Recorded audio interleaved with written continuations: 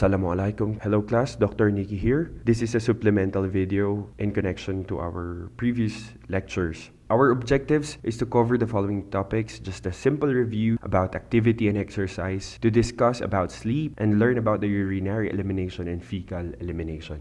I'm gonna try to answer just by looking at the picture, is it flexion or extension? Okay. Alright, the answer is flexion.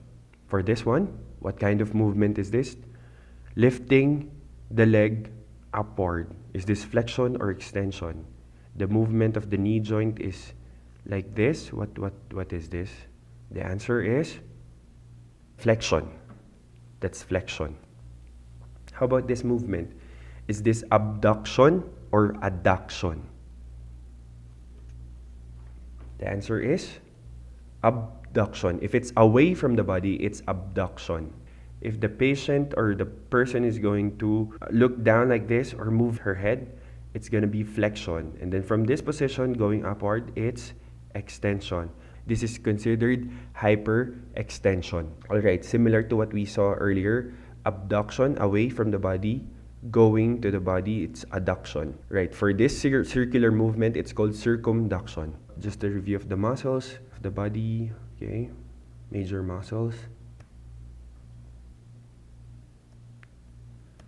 Right, we do have the reticular activating system. Nerve impulses from the senses reach the reticular activating system, which is in the reticular formation located in the brainstem, with projections to the hypothalamus and cerebral cortex. The nerve fibers in the RAS, or the reticular activating system, relay impulses to the cerebral cortex for perception by the person. In types of sleep, we do have the NREM, or the non-rapid eye movement sleep, and then the REM, or the rapid eye movement sleep. Sleep architecture refers to the basic organization of normal sleep, and then the two types of sleep that we've mentioned, it occurs when activity in the RAS is inhibited. About 75% to 80% of sleep during at night is NREM sleep. Non-rapid eye movement sleep was previously divided into ARBA stages. Now, it is now divided into TALATA stages. Each of the stages is associated with distinct brain activity and physiology. So we have stage 1 is the stage of very light sleep and lasts only a few minutes. During this stage, the person feels drowsy and relaxed. The eyes roll from side to side, and the heart and respiratory rate drops slightly. The sleeper can be readily awakened and may deny that he or she is sleeping. Rapid eye movement sleep usually recurs about every 90 minutes and lasts 5 to 30 minutes. Newborns sleep 12 to 18 hours a day on an irregular schedule, with periods of 1 to 3 hours spent awake. Between 12 and 14 hours of sleep are recommended for children 1 to 3 years of age. The ages 3 to 5 years of age requires 11 to 13 hours of sleep per night, particularly if the child is in preschool. Age 5 to 12 years of age, they need around 10 to 11 hours of sleep per night. But most receive less because of increasing demands. Because they're already studying at school. That's why they're called school-aged children. Homework, sports, or social activities. They may also be spending more time at the computer and watching TV. Some may be drinking caffeinated beverage at this age already. Most healthy adults get 7 to 8 hours of sleep per night, according to the National Sleep Foundation. Older adults, 65 to 75 years old, usually awaken 1 to 3 hours earlier. Older adults may show an increase in disturbed sleep that can create a negative impact on their quality of life, mood, and alertness. They may be awakened on an average of 6 times during the night. Although the ability to sleep becomes more difficult, the need to sleep does not decrease with age. So these are the factors affecting sleep. We have illness, environment, lifestyle, emotional stress, diet, stimulant and alcohol, smoking, motivation, medication. So these drugs may disrupt REM sleep, delay onset of sleep, or decrease sleep time. Drugs that may cause excessive daytime sleepiness. Insomnia is described as the inability to fall asleep or remain asleep. Examples of behavioral treatments include the following: stimulus control, cognitive therapy, sleep restriction.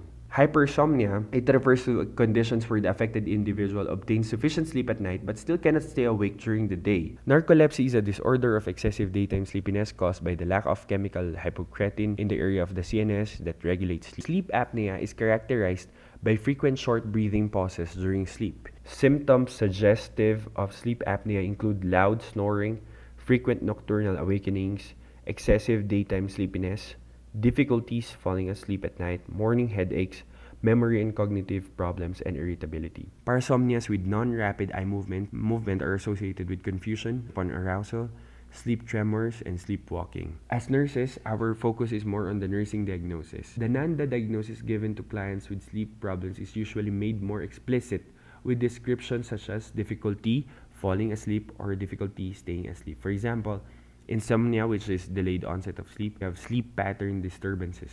You notice that most of these interventions are reducing the stimulus or the stimuli in the patient's room to promote comfort and relaxation. Right, so these are selective sedative hypnotic medications used for insomnia. For elimination, we do have key terminologies about elimination. We have urination, micturition, napsu, defecation, bowel movement, and then we have the feces and stool. We have what we call incontinence, diarrhea, and then constipation. These are some of devices related that we can see in the mustashfa. Condom catheter, indwelling urinary catheter, right? Stoma, ostomy appliance, and then enema or enema.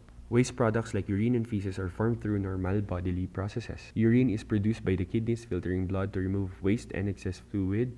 Alright, feces are formed through digestion as usable parts of the food are absorbed and unusable parts are eliminated. Most people consider elimination to be a personal, private matter. In healthcare settings, it can become more difficult to maintain privacy around elimination. Healthcare staff may ask questions about elimination habits or request samples. Sensitivity and assisting patients with eliminations. So we need to be sensitive to feelings. A person needing help with elimination may feel embarrassed, helpless, or angry. We need to protect privacy and dignity. Take steps to protect the person's privacy and dignity during elimination. Maintain our professionalism. Treat elimination as routine and normal. Maintain a positive professional attitude. Use professional language. Observe for the following: foul odor, cloudy urine versus clear urine, and then color. So there are certain conditions that affect the clarity of the urine. The urine color can indicate dehydration. Severely hydrated, you can see it's very concentrated. So types of poop, constipation to diarrhea. Okay, melena versus hematochezia.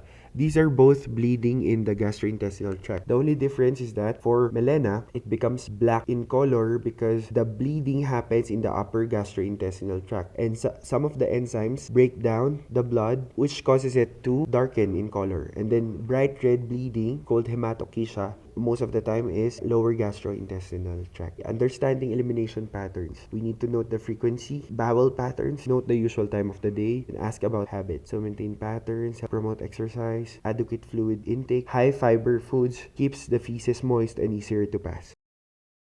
Factors affecting urination.